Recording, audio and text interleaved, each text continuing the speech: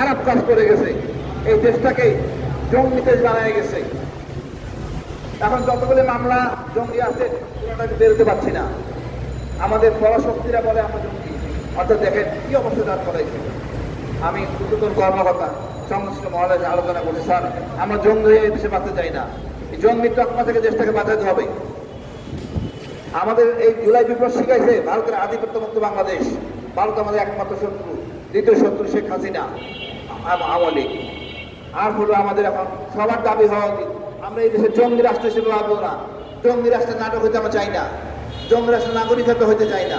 এর জন্য করতে হবে কি, আমি অনুরোধ করছি কমিশন করে সকল জঙ্গি নাটক তদন্ত করেন, দেখবেন আসল সত্য বের হবে।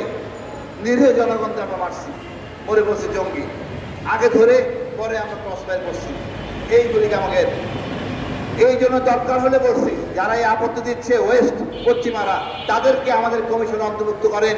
তারা দেখুক আমরা জঙ্গি না, হাসিনা কতটা ফেসিস ছিল, কতটা লগ্ন ছিল, তার ক্ষমতা চিরস্থায়ী করার জন্য একদম চিরদিন থাকবেন, এই জন্য নিজের দেশটাকে জঙ্গি বানাইছে।